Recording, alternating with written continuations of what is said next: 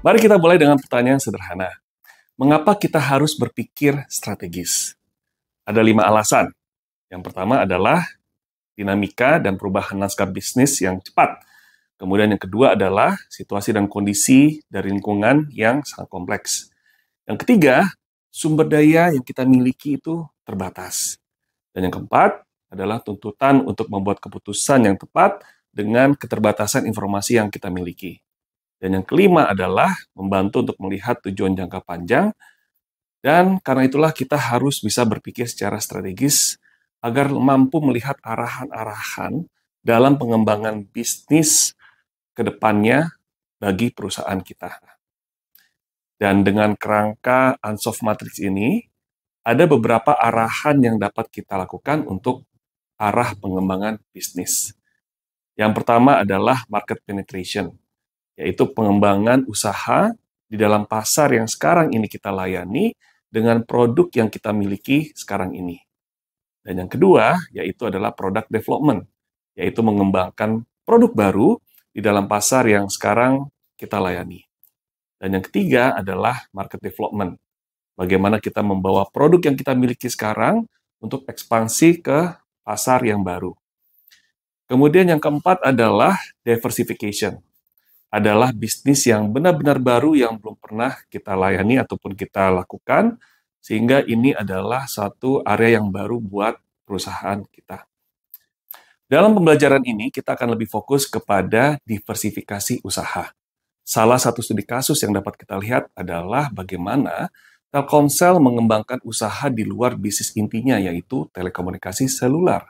Kenapa? Karena persaingan di dalam pasar telekomunikasi seluler dan juga data seluler sudah sangat-sangat padat dan juga penuh dengan persaingan. Sehingga Telkomsel sekarang mengeksplorasi bisnis-bisnis apa saja di luar dari bisnis telekomunikasi seluler yang mereka bisa raih. Misalnya seperti bisnis aplikasi digital, serta bisnis pengembangan produk artificial intelligence, Internet of Things, dan yang lainnya.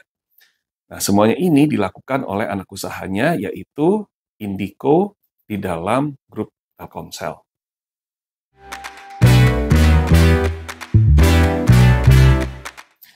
Setelah kita mengetahui bagaimana arah pengembangan bisnis, sekarang kita masuk ke dalam pemikiran secara strategik, yaitu pola pikir dan cara berpikir dimulai dari analisis lingkungan internal dan juga lingkungan eksternal.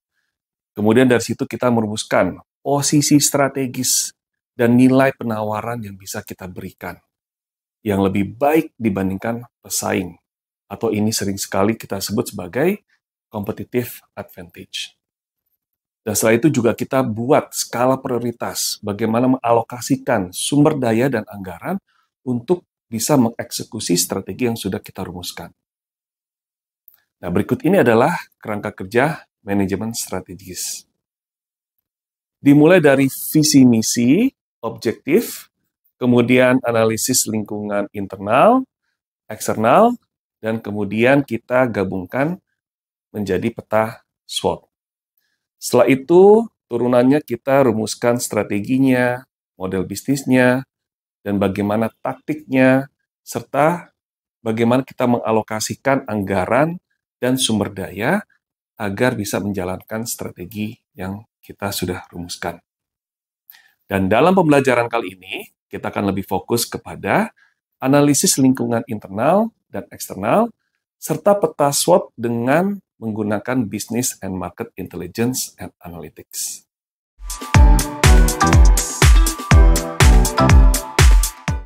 Kalau kita mendengar kata intelligence, mungkin langsung terngiang-ngiang ya kegiatan mata-mata atau agen intelligence ala-ala CIA, KGB, PIN, atau mungkin dari MI5 seperti James Bond dan yang lain-lainnya. Memang kata intelligence melekat dalam aksi mata-mata. Namun sebenarnya kegiatan intelijen ini memang adalah cara kita mengumpulkan dan menganalisis data tentang sesuatu. Kalau dalam fokus kita kali ini adalah pasar dan bisnis di perusahaan serta industri kita berada ataupun di industri yang akan kita coba raih. Dan kita harus ingat Dalam menganalisis dan mengoleksi data ini, kita harus ingat kata Sun Tzu, ahli perang legendaris di dunia, yang mengatakan bahwa bila kita memahami kondisi dan situasi di sekitar kita, kita dapat memperoleh wawasan berharga dan menentukan arah pengembangan bisnis kita. Nah, ada dua jenis kegiatan intelijen, yaitu yang pertama adalah business intelligence dan yang kedua adalah market intelligence. Apa bedanya? Dan bagaimana cara kita melakukan serta menggunakannya? Mari kita bahas lebih lanjut. Business intelligence adalah kegiatan mengumpulkan dan menganalisis data dan informasi-informasi seputar operasional dan strategis bisnis yang kita jalani, serta dampaknya terhadap kinerja kita secara internal. Kemudian, market intelligence adalah kegiatan mengumpulkan dan menganalisis data dan informasi seputar keadaan industri, persaingan, dan hal-hal eksternal yang akan memengaruhi kinerja industri secara keseluruhan.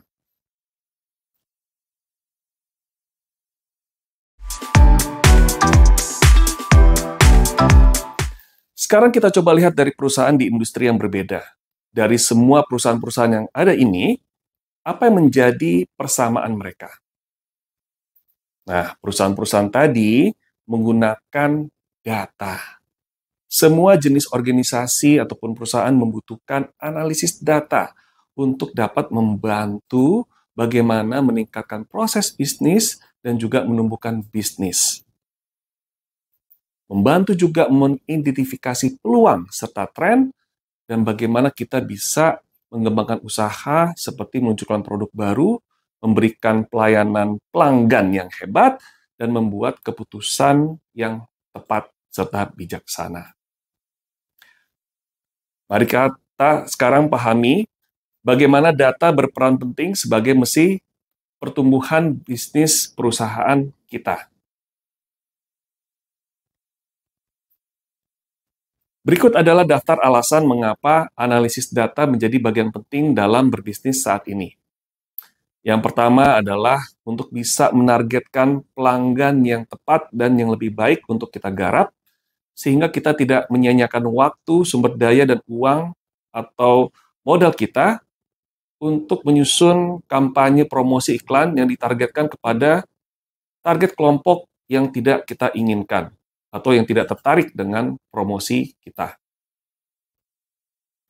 Yang kedua adalah kita akan dapat mengenal target pelanggan dengan lebih baik serta bisa memahami dan melacak seberapa baik kinerja produk dan kampanye yang kita lakukan terhadap target pelanggan tersebut.